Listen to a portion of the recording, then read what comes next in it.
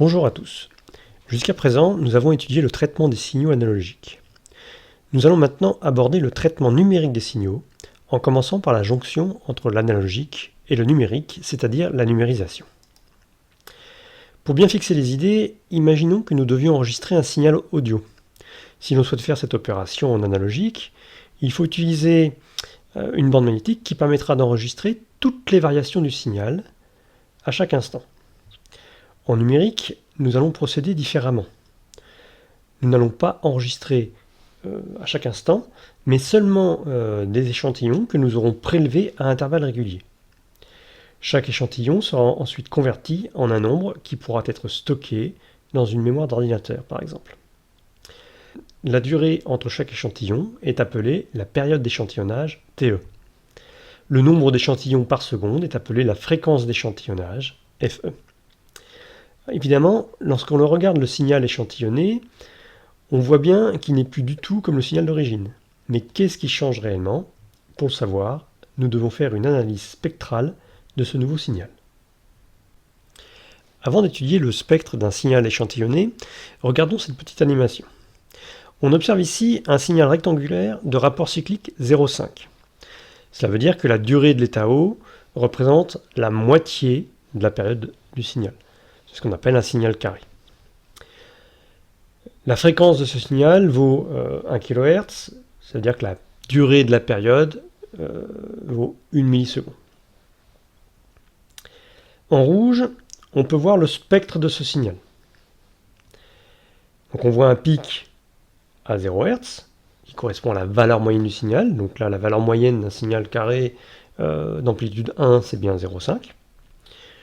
Puis on a le fondamental à 1 kHz qui correspond à la fréquence du signal périodique. Et puis des harmoniques. On observe des harmoniques, toutes les fréquences impaires, tous les multiples impairs du fondamental. Donc ce qui correspond bien au spectre d'un signal carré que nous avons étudié lors du TP du chapitre 20. Alors, que se passe-t-il si l'on diminue le rapport cyclique? C'est-à-dire que tout en gardant la même période, on diminue la durée de l'état haut. Bien, on voit que la valeur moyenne diminue, ça c'est normal. Le fondamental est toujours là puisque la fréquence du signal est toujours de 1 kHz, donc on a toujours un pic à 1 kHz. Mais on voit apparaître des fréquences qui n'étaient pas présentes précédemment, notamment les fréquences paires. Alors, là où ça devient intéressant, c'est d'observer ce qui se passe lorsque le rapport cyclique tend vers 0. C'est-à-dire que l'état haut devient infiniment court.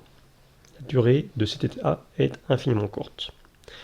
On obtient alors un signal constitué de pics espacés à intervalles de temps réguliers.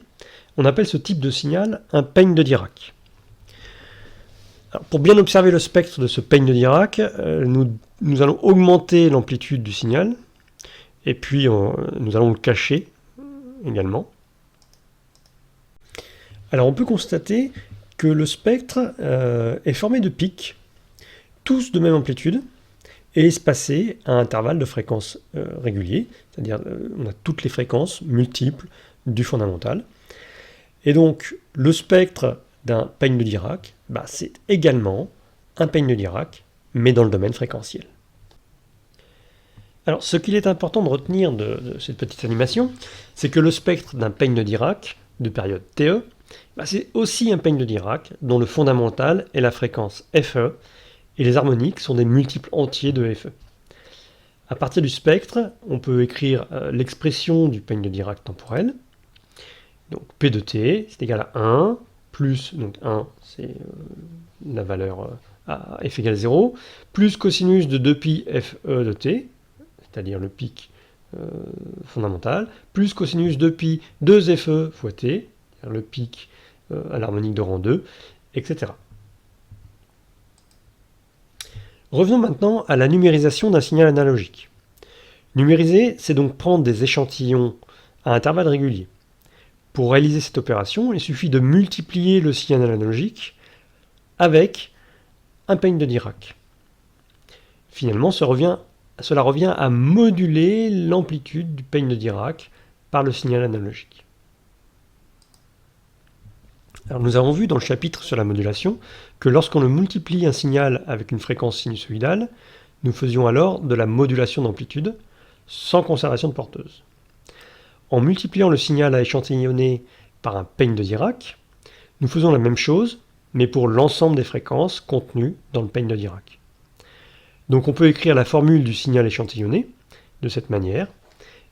S de t, signal échantillonné, égale V de t, plus V de t fois cosinus de pi FET, plus V de t fois cosinus de pi 2 FET, etc. Alors, on retrouve bien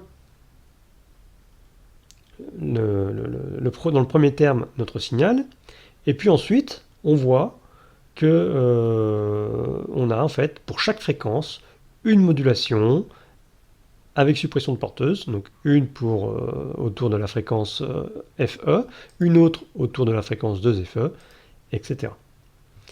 On peut ensuite tracer le spectre de ce signal échantillonné.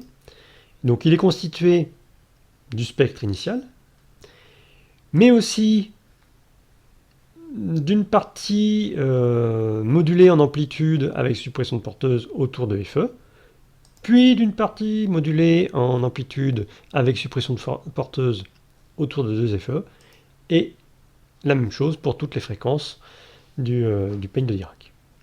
Donc là, on commence à avoir un spectre qui est un petit peu compliqué. Alors, quelles conclusions pouvons-nous tirer de tout ça? Imaginons que nous ayons à échantillonner un signal dont le spectre possède une fréquence maximum Fmax. Si nous choisissons une fréquence Fe trop faible, voici ce qui se passe. La partie du spectre latéral à gauche de la fréquence Fe recouvre une partie du spectre initial du signal. C'est ce qu'on appelle le phénomène de repliement de spectre. Et cela vient brouiller le signal en ajoutant des fréquences non désirées. Afin d'éviter cela, il faut donc choisir une fréquence Fe suffisamment élevée pour que la partie latérale à gauche de Fe ne recouvre pas le spectre de notre signal. Le minimum pour la valeur de Fe doit donc être de 2 fois la fréquence Fmax. C'est ce qu'on appelle la condition de Shannon pour l'échantillonnage. C'est une relation fondamentale à connaître absolument. En pratique, on choisira Fe très supérieur à 2 Fmax. Alors, la condition de Shannon est nécessaire mais pas suffisante. En effet, même si Fe est choisi correctement, il est possible que des parasites apparaissent bien au-delà de la fréquence Fmax. À cause du repliement du spectre, ces parasites vont se retrouver dans la bande de fréquence du signal. Pour éviter ce phénomène, on place toujours un filtre passe-bas de fréquence de coupure inférieure à Fe sur 2 avant l'échantillonneur. Ainsi, on supprime le parasite avant même que celui-ci soit replié dans la bande de base par l'échantillonnage. Alors on peut donc maintenant représenter les différentes étapes d'une conversion analogique numérique. D'abord, on applique un filtre anti-rempliement de fréquence de coupure inférieure à Fe sur 2. Puis, on échantillonne le signal à une fréquence Fe supérieure à 2 Fmax. Et enfin, on convertit chaque échantillon en un code binaire. C'est la conversion analogique numérique proprement dite que nous allons étudier maintenant. La conversion analogique numérique consiste à transformer une grandeur analogique, c'est-à-dire qui peut prendre toutes les valeurs possibles, en un nombre codé en binaire sur un nombre de bits déterminé. Évidemment, un nombre binaire ne peut pas coder toutes les valeurs analogiques, et on perd donc de l'information dans cette opération de conversion. Sur ce graphique, on peut observer la conversion d'une grandeur analogique, donc en abscisse, en un code binaire sur 3 bits. On voit bien que pour toutes les valeurs comprises entre 0 et VS1, le code binaire vaut 0, 0, 0. De même, toutes les valeurs comprises entre VS1 et VS2 seront converties en 0, 0, 1. La largeur de cette marche, on l'appelle Q. Ça s'appelle le quantum ou encore le pas de quantification. Et ça correspond à la grandeur minimum que représente un bit. On détermine Q en appliquant la formule suivante. Q est égal à VPE, alors V c'est dans le cas d'une tension, donc c'est la tension pleine échelle, divisé par 2 puissance n moins 1. La tension pleine échelle, c'est tout simplement la tension maximum moins la tension minimum. Et n, c'est le nombre de bits du convertisseur. Alors c'est une grandeur importante Q, car elle reflète la précision du convertisseur. Plus Q est petit, plus le convertisseur analogique numérique est précis. Et on voit que pour obtenir un Q le plus petit possible, il faut un nombre de bits le plus grand possible. Malheureusement, augmenter le nombre de bits augmente également le temps de conversion du convertisseur. Lorsqu'on choisira un convertisseur analogique numérique, il faudra donc toujours trouver un compromis entre la rapidité d'exécution et la précision. Alors comme nous venons de le voir à l'instant, lorsque l'on convertit une grandeur analogique en un code binaire, on fait une approximation. Plus le quantum Q est grand, et plus cette erreur est importante.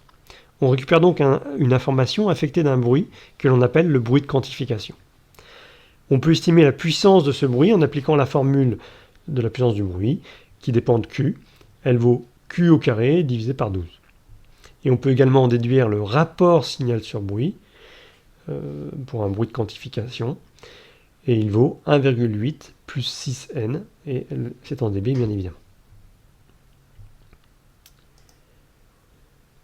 Parlons maintenant de l'opération inverse, c'est-à-dire la conversion numérique analogique. Nous utilisons pour cela un convertisseur numérique analogique qui possède les mêmes caractéristiques que le convertisseur analogique numérique, mais qui fait l'opération inverse, c'est-à-dire qu'il transforme un code binaire en une grandeur analogique. En sortie du convertisseur numérique analogique, nous obtenons un signal quantifié que nous devons filtrer à l'aide d'un filtre passe-bas de fréquence de coupure inférieure à FE sur 2 afin de lisser le signal. Ce filtre est appelé un filtre de lissage. En sortie, nous retrouvons le signal analogique d'origine, mais on n'oublie pas que celui-ci est quand même affecté d'un bruit, le bruit de quantification.